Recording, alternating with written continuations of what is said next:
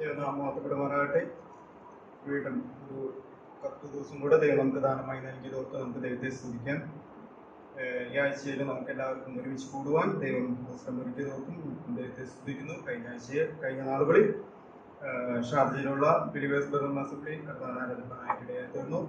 ഇന്ന് എൻ്റെ മാതൃസഭയിൽ ദൈവങ്ങളോട് ചേർന്നുകൊണ്ട് ദൈവത്തെ ആരാധിപ്പാൻ ഇടയായതോർത്ത് ഞാൻ ദൈവത്തെ സ്തുതിക്കുന്നു. എന്നെ സന്തോഷിപ്പിച്ച് ഒരു വേദഭാഗം വായിക്കാനായിട്ട് ആഗ്രഹിക്കുന്നു. യെശയ്യാ പ്രവാചകന്റെ പുസ്തകം 61-ാം അധ്യായം അതിൻ്റെ 10-ാമത്തെ വാക്യം. യെശയ്യാവ് 61-ന്റെ 10-ാമത്തെ വാക്യം. ഞാൻ യഹോവയിൽ ഏറ്റവും ആനന്ദിക്കും, എൻ്റെ ഉള്ളം എൻ്റെ ദൈവത്തിൽ ഘോഷിച്ചുല്ലസിക്കും. മണവാളൻ തലപ്പാവ് അണിയുന്നത് പോലെയും മണവാട്ടി ആഭരണങ്ങളാൽ തന്നെത്താൻ അലങ്കരിക്കുന്നത് പോലെയും അവൻ എന്നെ രക്ഷാവസ്ത്രം ധരിപ്പിച്ച് നീതി എന്ന അങ്കി ഇടിച്ചിരിക്കുന്നു. ഞാൻ യഹോവയിൽ ഏറ്റവും ആനന്ദിക്കും. അതിലെ അവസാനം വായിക്കുന്നത് നമുക്കിങ്ങനെയാണ് കഴിയുന്നത്. മണവാട്ടി ആഭരണങ്ങൾ തന്നെത്താൻ അലങ്കരിക്കുന്ന പോലെയും അവൻ എന്നെ രക്ഷാവസ്ത്രം ധരിപ്പിച്ച് നീതി എന്ന അങ്കി ഇടിച്ചിരിക്കുന്നു. യെശയ്യാ പ്രവാചകന്റെ വാക്കുകൾ ആണ് ഈ നാം വായിക്കാനായിട്ട് ഇടയായത്.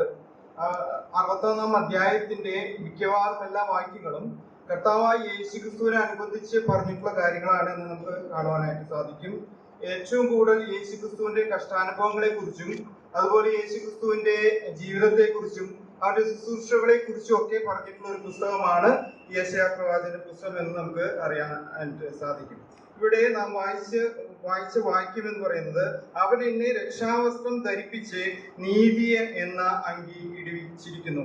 ഈ 61-ാം അധ്യായത്തിലെ ചില വാക്യങ്ങളൊക്കെയും പുതിയ നിയമത്തിൽ കർത്താവ് നേരിട്ട് പറഞ്ഞതായിട്ട് നമുക്ക് അതിന്റെ പ്രവചനം നിവൃത്തിയായതായിട്ട് നമുക്ക് അവിടെ കാണുവാനായിട്ട് സാധിക്കും. ഇവിടെ ഞാൻ വായിച്ച വാക്യത്തിൽ കടന്നു വരുമ്പോൾ നമുക്ക് രക്ഷാവസ്ത്രം ധരിപ്പിക്കുവാനായിട്ട് നമ്മെ രക്ഷാവസ്ത്രം ധരിപ്പിക്കുവാൻ ഇടയായി തീർന്നു. നമുക്ക് ഉണ്ടായിരുന്ന വസ്ത്രം, ആ രക്ഷ എത്രമാത്രം ഉന്നതമായ കാര്യമാണെന്ന് നമുക്കറിയാനായിട്ട് സാധിക്കും. എന്നാൽ ഈ രക്ഷയിലേക്ക് പ്രവേശിക്കുവാനായിട്ട് നമുക്ക് ഓരോരുത്തരും ദൈവം തെരഞ്ഞെടുക്കുവാനായിട്ട് ഇടയായി തീർന്നു. ഒരു തരത്തിലും ദൈവസന്നിധിയിൽ കടന്നു വരുവാൻ അവന്റെ മക്കളായി തീരുവാനുള്ള യാതൊരു യോഗ്യതയും നമുക്കുണ്ടായിരുന്നില്ല.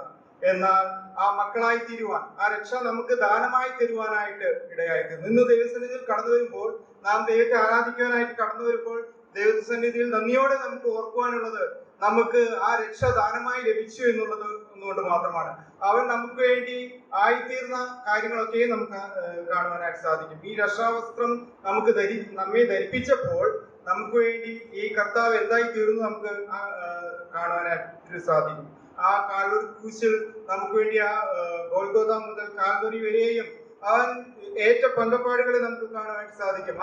അവന്റെ വസ്ത്രമെല്ലാം അവർ ചീട്ട് ഇട്ട് എടുക്കുവാനായിട്ട് ഇടയായി തീർന്നു. വസ്ത്രമില്ലാത്തവനായിട്ട് നഗ്നനായിട്ട് തീരുവാനായിട്ട് നമ്മുടെ കർത്താവ് ഇടയായി തീർന്നു. നമ്മെ രക്ഷാവസ്ത്രം ധരിപ്പിച്ചപ്പോൾ നമ്മുടെ കർത്താവ് നഗ്നനായി തീരുവാനായിട്ട് ഇടയായി തീർന്നു. അവനെ രക്താംബരം ധരിപ്പിച്ചു എന്ന് നമുക്ക് അവിടെ കാണുവാനായിട്ട് സാധിക്കും. എത്രയോ ഉന്നതമായ സ്ഥാനത്തേക്ക് ദൈവം നമ്മെ കൊണ്ടുവരുവാനായിട്ട് ഇടയായി തീർന്നു. ഇന്ന് നാം ദൈവസന്നിധിയിൽ കടന്നു വരുമ്പോൾ അവൻ നമുക്ക് വേണ്ടി ചെയ്ത ഉപകാരങ്ങൾ ഓർക്കുവാൻ, അവന് നന്ദി കരയേറ്റുവാൻ ഏറ്റവും സ്തുതി സ്തോത്രയാഗങ്ങൾ അവനെ അർപ്പിക്കുവാനായിട്ട് ഇടയായി. ഈ അധ്യായത്തിൽ തന്നെ ചില വാക്കുകൾ കൂടെ ഞാൻ ഓർപ്പിക്കുവാനായിട്ട് ആഗ്രഹിക്കുകയാണ്. അതിന്റെ 1-ാം വാക്യത്തിൽ ഇങ്ങനെയാണ് നാം വായിക്കുന്നത്.